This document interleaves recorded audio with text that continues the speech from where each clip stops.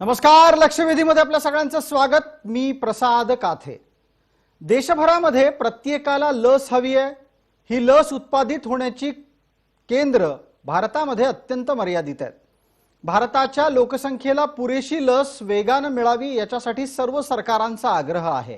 केंद्र सरकार या दृष्टीने अधिक वेगाने पावलं सुद्धा टाकतंय। याच्यासाठी आवश्यक त्या पैशाची तरतूद करून योग्य त्या नियोजनाच्या माध्यमातून प्रथमतः गरजेच्या असलेल्या सर्व वयोगटाला वेगाने लस मिळेल याच्यासाठी पावलं टाकली जात आहेत।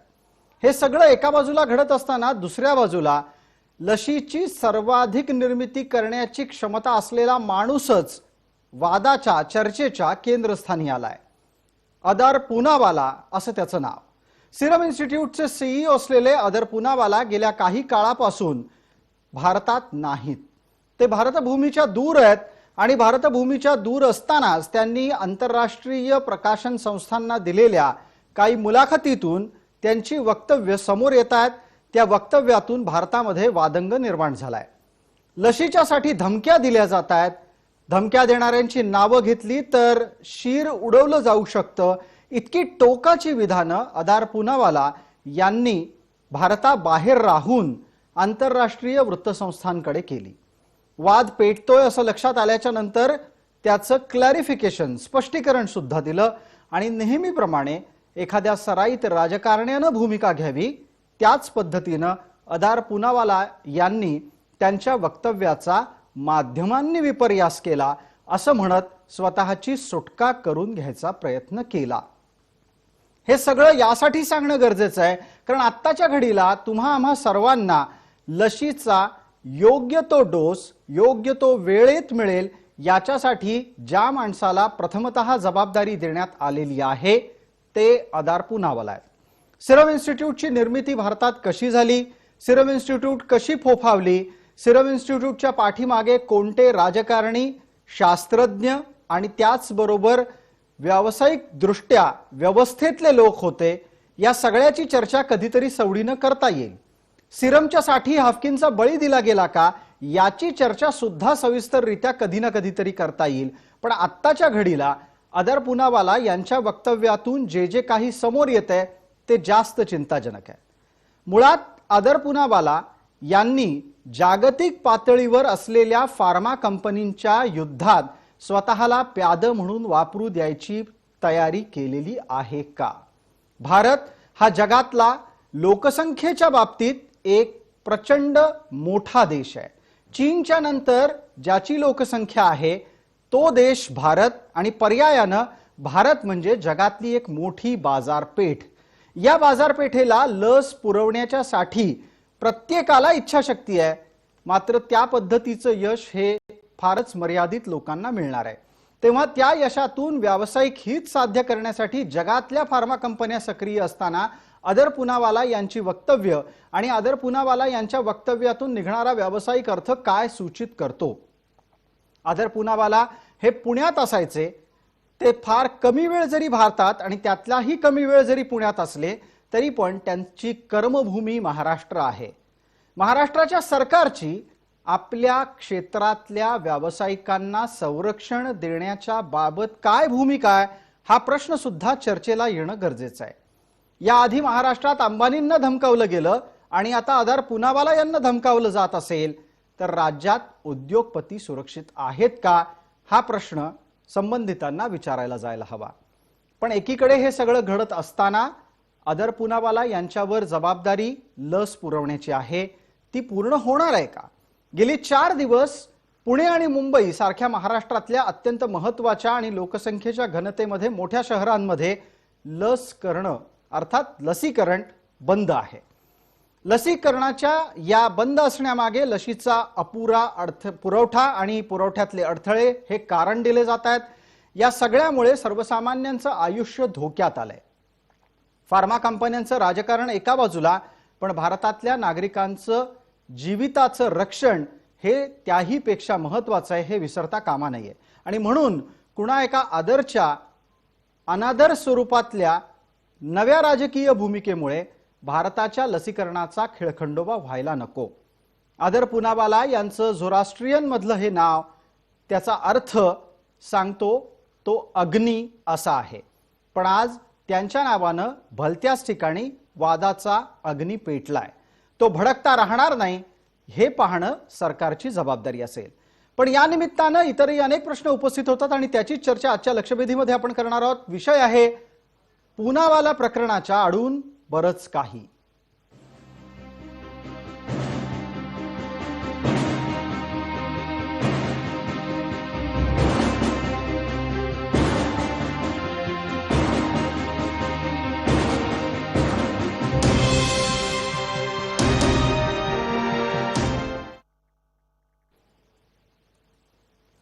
आदर पूनावाला प्रकरणाच्या आडून बरंच काही या विषयावरील चर्चेत आपल्या सोबत सहभागी होत आहेत भारतीय जनता पार्टीचे प्रवक्ता गणेश खंडकर, मवियाच्या प्रतिनिधी आणि काँग्रेसच्या प्रवक्त्या डॉक्टर हेमलता पाटील, निवृत्त पोलीस अधिकारी म्हणून आपल्या सगळ्यांना परिचित असलेले धनराज वंजारी, आरोग्य विश्लेषक अमोल अन्नदाते आणि थोड्याच वेळात आपल्यासोबत शिवसेना पुणे शहर समन्वयक आनंद दवे जोडले जातील। सर्व मान्यवरांचं या चर्चेमध्ये आपण स्वागत करूया। चर्चेची सुरुवात करण्यापूर्वी हे धमकी नावाचं प्रकरण कुठं जन्माला आलं त्याचा शोध घ्यायचा आम्ही थोडासा प्रयत्न केला आणि यामध्ये ज्या गोष्टी समोर आल्या त्यात असं लक्षात येतंय की पहिल्यांदा तर सिरमच्या लसीच्या गाड्या अडवू अशा स्वरूपाचं वक्तव्य करणारी व्यक्ती महाराष्ट्रातली होती आणि ती होती राजू शेट्टी। राजू शेट्टी यांनी या संपूर्ण प्रकरणात काय वक्तव्य केलं ते पहा आणि दुसऱ्या बाजूला आदर पूनावाला यांच्या भारताच्या बाहेर राहून सातत्याने होणाऱ्या वक्तव्यांवर काँग्रेसचे महाराष्ट्र प्रदेश अध्यक्ष नाना पटोले काय म्हणतात ते आपण पाहणार आहोत। राजू शेट्टी आणि नाना पटोले यांच्या प्रतिक्रिया क्रमाक्रमानं। मी आजच पंतप्रधानांना त्याचबरोबर गृहमंत्र्यांना आणि आरोग्य मंत्र्यांना पत्र लिहिलेलं आहे। जर महाराष्ट्राचा लसीकरणाचा पुरवठा वाढवला नाही, लस पुरवठा वाढवून दिले नाही तर आम्ही येत्या आठवड्यानंतर पुण्याच्या सिरममधून बाहेर पडणारे राज्याबाहेर जाणारे लसीच्या गाड्या अडवल्याशिवाय सोडणार नाही। आदर पूनावालांनी त्यांच्या झालेल्या घटनेचा खुलासा करावा आणि त्यांच्या जीवितास समजा देशामध्ये धोका असेल तर काँग्रेस त्यांच्या पाठीशी आहे। त्यांच्या जीविताचं रक्षण करायला काँग्रेस सक्षम आहे, पण कुठल्याही परिस्थितीत महाराष्ट्रात जे त्यांचं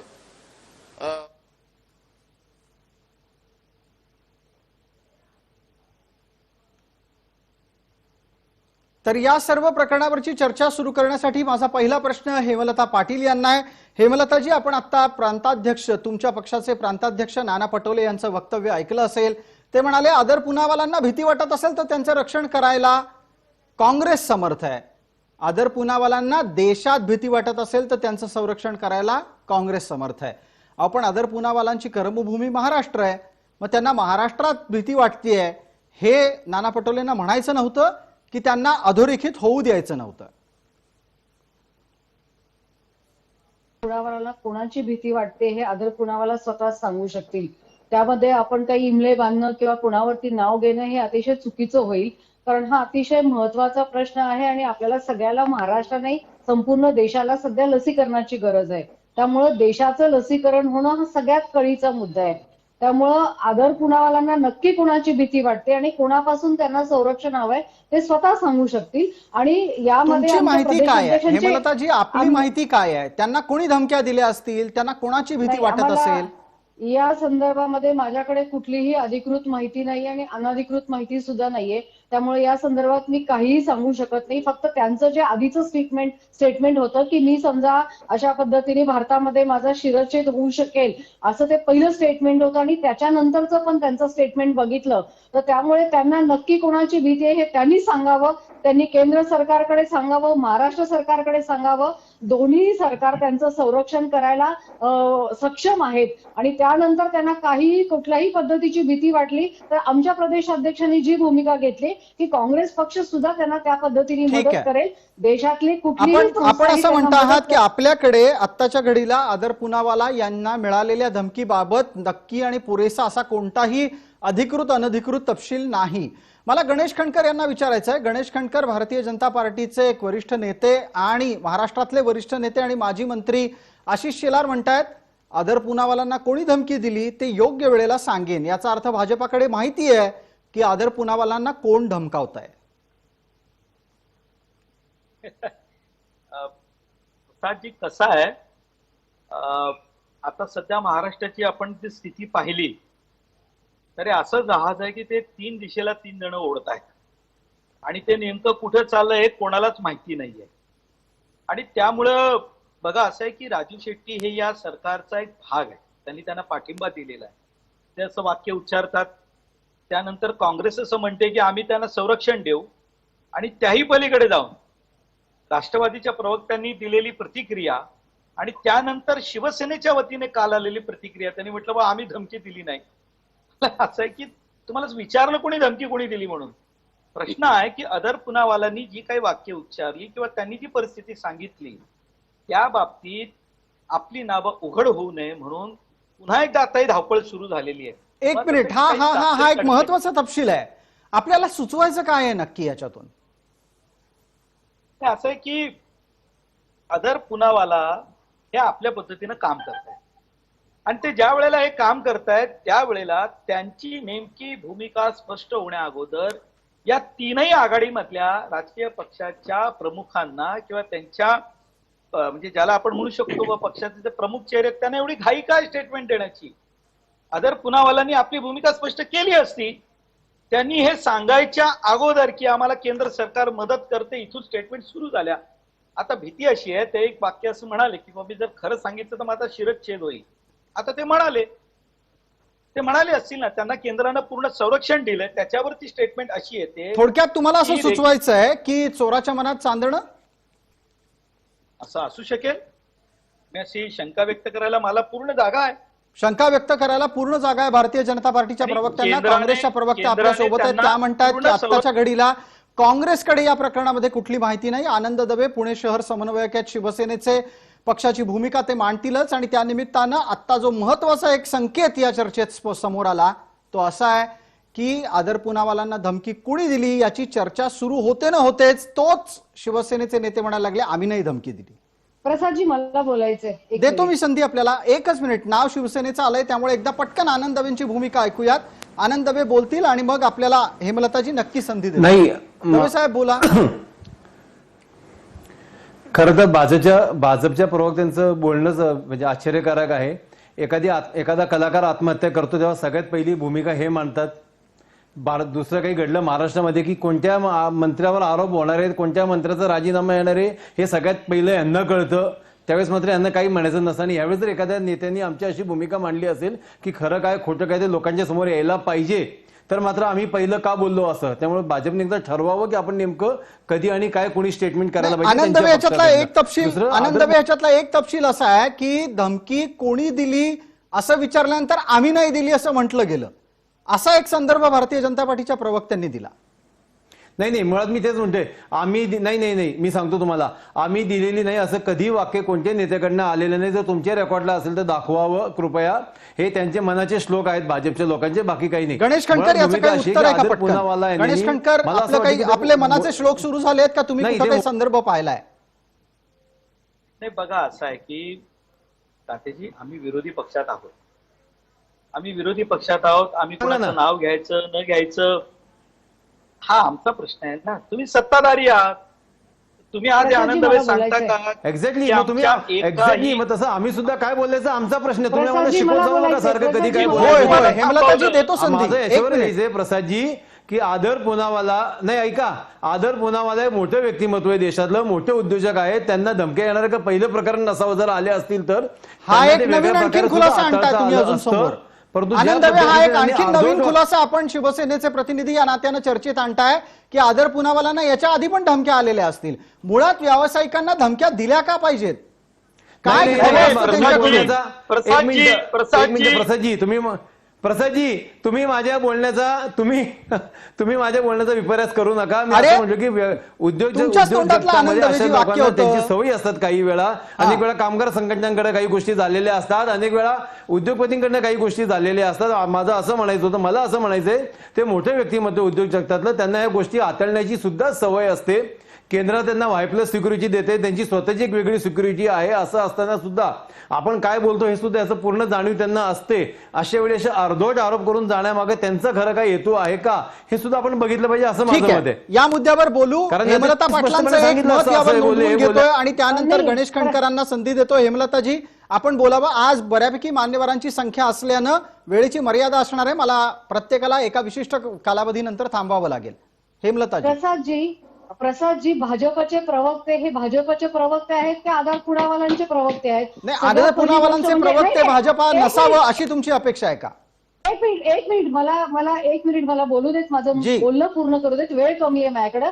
ते आता बोलताना 2-3 गोष्टींचा त्यांनी उल्लेख केला आणि त्यांनी त्या सगळ्या गोष्टींची जबाबदारी घ्यावी. पहिला त्यांनी उल्लेख असा केला की 3 पक्षाच्या लोकांना भीती वाटते की त्यांचं नाव येईल. हे ते जबाबदारी म्हणतायत का? अदरवाईज त्यांना कारवाईला सामोरं जावं लागेल. तुम्ही 3 पक्षांच्या लोकांची नावं जी घेतली आहेत ना, त्याबद्दल तुमच्याकडे जर काही ऑथेंटिक माहिती असेल तर आरोप करा, नाहीतर तुमच्या विरुद्ध पोलीस स्टेशनला आम्ही कंप्लेंट करू आणि तुम्ही याला कारवाईला सामोरं जावं लागेल. गणेश खंडकर, दुसरा या प्रश्न प्रकारच्या अशी- आव्हानाला दुसरा सामोरं प्रश्न- जायची भाजपाची तयारी आहे का? दुसरा मला पूर्ण करू दे. दुसरा प्रश्न, आशिष शेलारजी असं म्हटले की चॅनलवरती योग्य वेळी आम्ही त्यांची नावं समोर करू. आशिष शेलारांना जर या संदर्भात काही माहिती असेल तर हा राष्ट्रीय सुरक्षतेचा प्रश्न आहे, हा अतिशय महत्वाचा प्रश्न आहे, देशापुढे सध्या सर्वात महत्वाचा प्रश्न आहे. त्यामुळे आशिष शेलार यांनी ही नावं ताबडतोब पोलिसांकडे किंवा राज्य शासनाकडे किंवा राज्य शासनाकडे विश्वास नसेल तर केंद्रीय गृहमंत्र्यांकडे ही नावं द्यावी, नाहीतर आशिष शेलारांवरती सुद्धा कारवाई महाराष्ट्र शासनाने केली पाहिजे. कारण जे हेमलता पाटील कोणी अत्यंत दोन आणि स्पष्ट भूमिका आपण मांडल्या. त्यांच्या सवयीप्रमाणे सारखं कोर्टात जावं, दिल्लीला जावं, गृहमंत्र्यांना भेटावं. रात्री 2 वाजता भेटतात त्यांचे नेते गृहमंत्र्यांना. सवयीचा विषय नाही, कुठलाही विषय डायलॉग करू नका. विषय अतिशय महत्वाचा आहे आणि आपण कोणावरती आरोप करताना अशा पद्धतीने आरोप करणं हे खपवून घेतलं जाणार नाही. एक मिनिट हेमलताजी, अहो, कोर्टात जाण्याचा विषय मी नाही काढला, तो आनंद दवेंनी काढला. तुमच्या सहयोगी पक्षाचे सदस्य आहेत.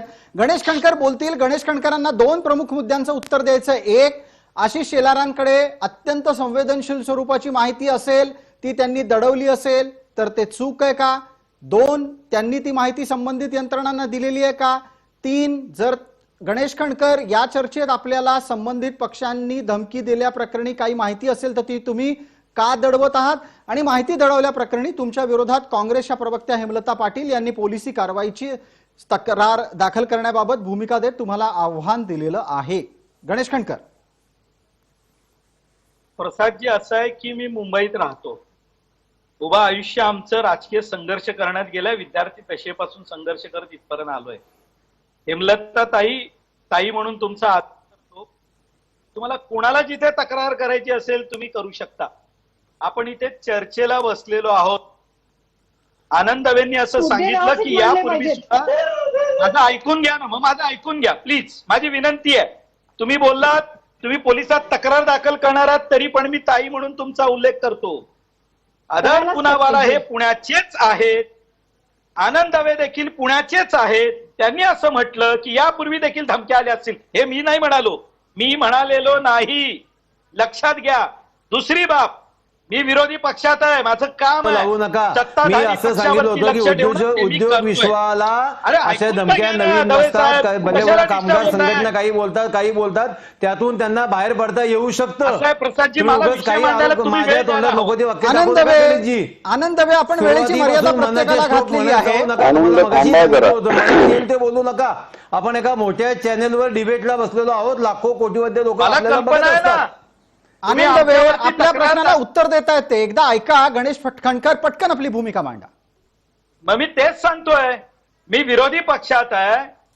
एखाद्या उद्योजकाने या संदर्भातली भूमिका मांडल्यानंतर जर केंद्र सरकारने त्याला संरक्षण दिलं असेल तर काँग्रेस पक्ष असं कसं म्हणू शकतो की ही रेकी करण्यासाठी त्याला संरक्षण दिलेलं आहोत? त्यांनी सांगितलं, आम्ही संरक्षण दिलं, आम्ही आमचं काम केलं ना. तुम्ही राज्याकडून त्यांना संरक्षण द्या. अहो, तुमचे घटक पक्ष म्हणतात आम्ही त्यांना ही कारवाई करू, आम्ही गाड्या बाहेर जाऊन देणार नाही. आणि या चर्चेदरम्यान तुम्ही आमच्यावरती गुन्हा दाखल करण्याची भाषा करताय. तुम्हाला पूर्ण सूट केलंच आहे. पाहिजे, कारण तुम्ही म्हटलं, तुम्ही चुकीचं वाक्य विरोधी वापरलं. पक्ष म्हणून तुम्ही मी आमची नावं विरोधी, बाहेर येतील असं वाक्य हो ताई, वापरलं. माझं ऐकून तर घ्या.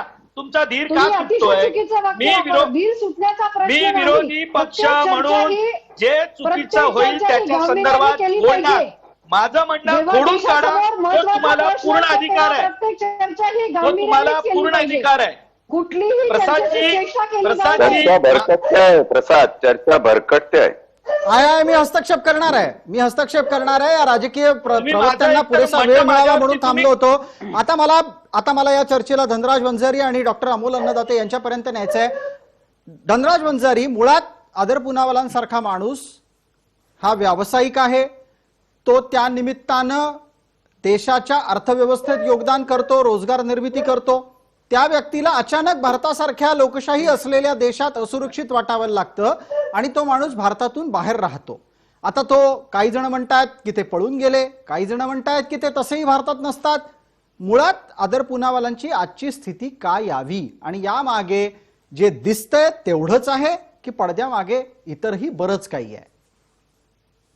खरं तर प्रसाद, तुझा आजचा चर्चेचा जो मथळा आहे ना, तो भरकटू नये हा माझा एकमेव प्रयत्न आहे. धन्यवाद. म्हटलेलं आहे की आदर पुनावाला प्रकरणाच्या आडून बरंच काही, आज जे बरंच काही आहे ना ते फार महत्वाचं आहे. तू एक वाक्य बोलला की चोराच्या मनात चांदणे. चोराच्या मनात चांदणे नाही प्रसाद, हे चांदण्यात बसलेले चोर आहेत.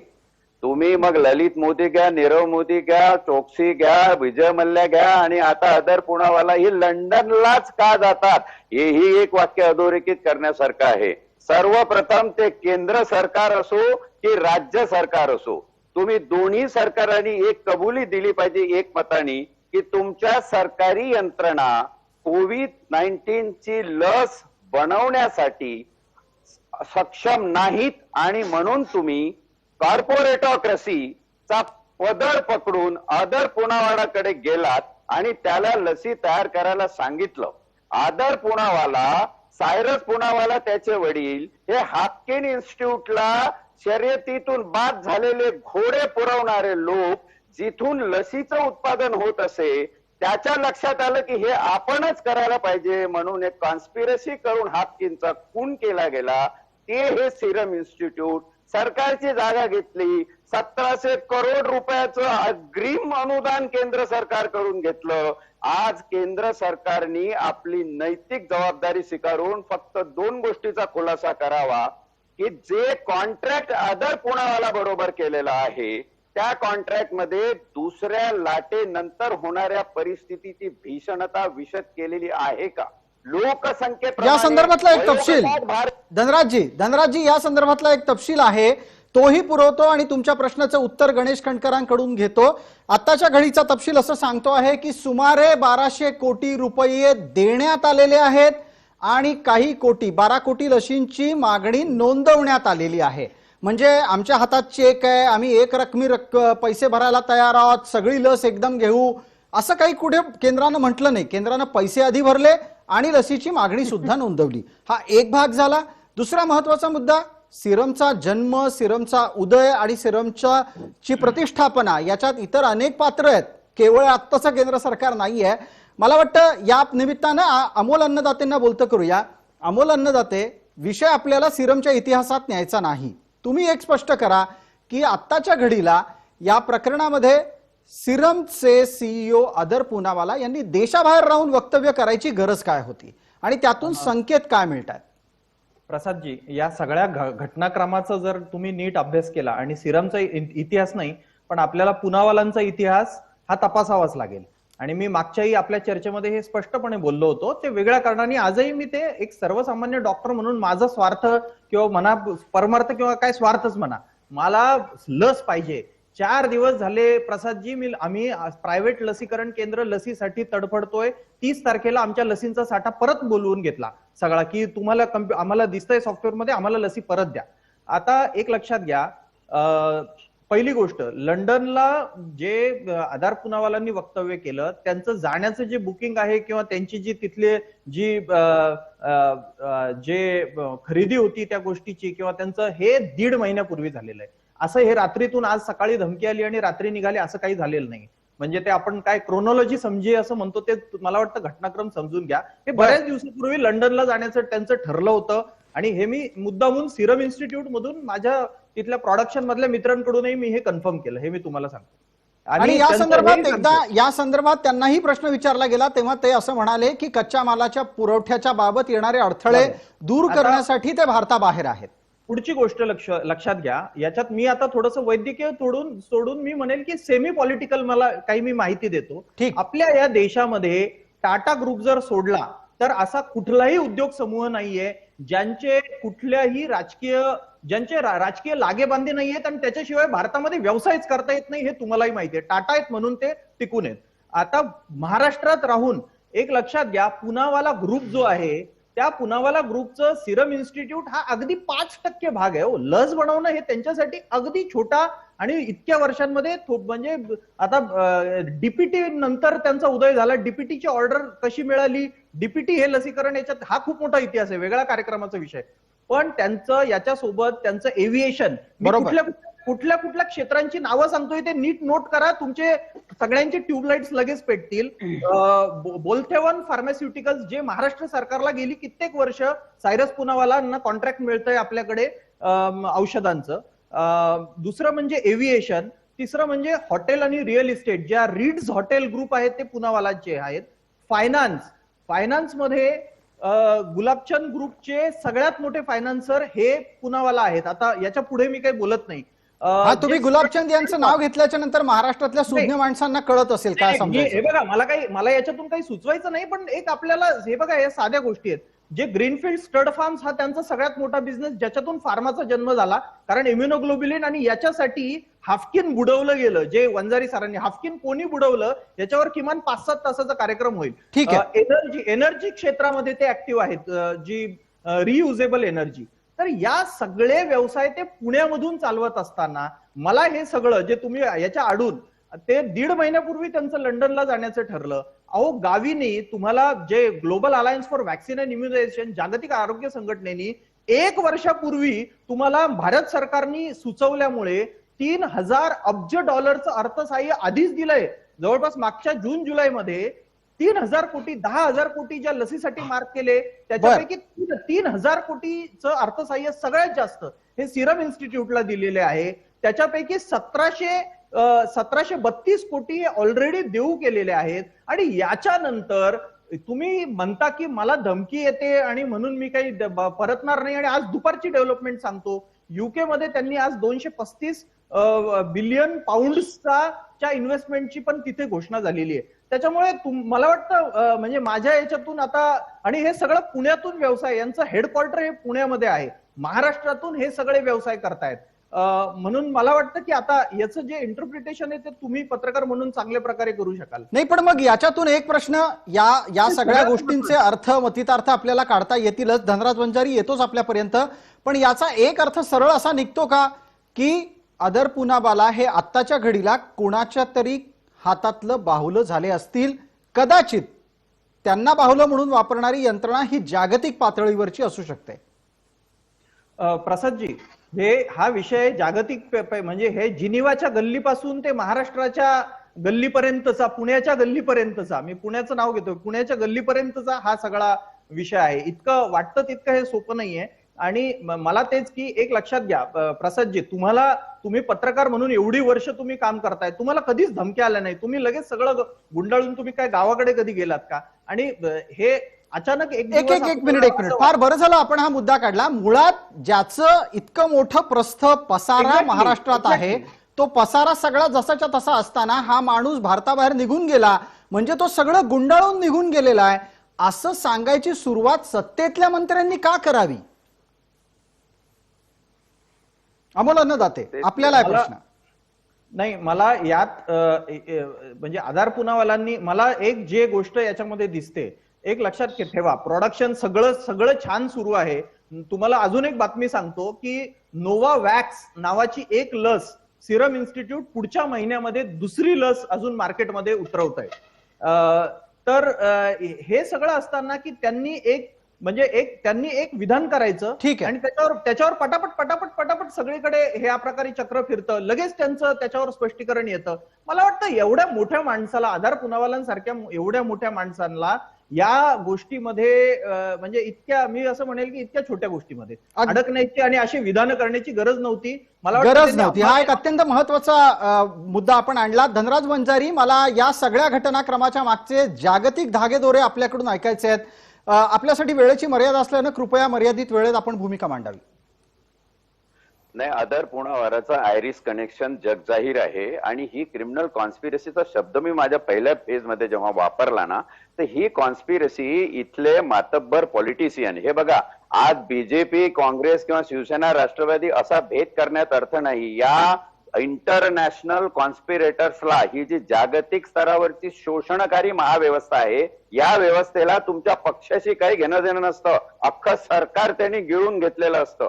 अशी हे कॉन्स्पिरेटर ज्यावेळी पळून जातात तेव्हा ही राजकीय लोकांनी मिळून त्यांच्या बरोबर केलेली आळीमिळी गुपचिळी असते. आता एक अतिशय महत्वाचा मुद्दा प्रसाद या दृष्टीने अधोरेखित होणं महत्वाचं आहे की सिरम इन्स्टिट्यूट बरोबर केंद्र किंवा राज्य सरकारनी जो कॉन्ट्रॅक्ट केला, त्या कॉन्ट्रॅक्टच्या टर्म्स कंडिशन मध्ये जर हा कॉन्ट्रॅक्ट वेळेत पूर्ण झाला नाही किंवा दुसरी लाट आली, तिसरी लाट आली, तर तेव्हा एखादी आकस्मिक परिस्थिती कसा हँडल होईल, आणि जर तो पूर्ण झाला नाही तर सिरमचे सीईओ पुनावाला यांना काय शिक्षेची तरतूद आहे? साधं भाडेपट्टीचा कॉन्ट्रॅक्ट केला तर आपण त्याच्यामध्ये कायदेशीर तरतुदी सगळ्या नमूद करतो. जनतेसमोर राज्य आणि केंद्र दोन्हीही सरकारांनी त्या कॉन्ट्रॅक्टच्या टर्म्स आणि कंडिशन आणाव्या. त्याच्यातून हा एक अत्यंत स्पष्ट करणारा आणि थेट जनतेच्या हिताशी निगडीत असलेला मुद्दा आहे. गणेश खंडकर, जर समजा केंद्र सरकारच्याकडून सिरम इन्स्टिट्यूटला काम दिलं गेलं असेल तर ते त्यांना पार पाडता आलं नाही, त्या बदल्यात त्यांना काही शिक्षा होणार आहे का? बघा, असं आहे की या संदर्भामध्ये जे आता वंजारी साहेबांनी सांगितलं, तर ते या व्यवस्थेमधले मोठे अधिकारी पदावर निवृत्त झालेले आहेत, त्यामुळे त्यांना याची कल्पना असेल. पण आताच्या घडीला मी एवढंच सांगू शकतो की मुळात याबाबत लसीकरणासाठी आपण प्रचंड आग्रही होतो, आणि ज्या वेळेला लसीकरणाच्या संदर्भामध्ये सिरम इन्स्टिट्यूटचं काम सुरू होतं त्यावेळेलाही सुरुवातीपासून केंद्राने त्यांना मदत दिलेली आहे. तर निश्चितच मला असं वाटतं की हे सर्व करत असताना, त्याच्यासोबतही करार करत असताना काही ना काही त्यामध्ये तरतूद असणारच. ठीक आहे. ऑर्डर दिली म्हणजे हे पैसे केंद्र सरकारने दिलेले आहेत, तर त्याच्या बदल्यात जे काही आपल्याला मिळणार आहे तर त्याची या चर्चेला आपण आणखीन पुढे नेऊयात. एक छोटीशी विश्रांती गरजेची आहे. लक्षवेधीच्या पुढच्या भागात आपण नक्की हा प्रश्न उपस्थित करू की वेळेला लसीच्या उत्पादनावर भर द्यायला आपण विसरलो आणि आता आपण लस उत्पादकांवर दबाव आणतोय का?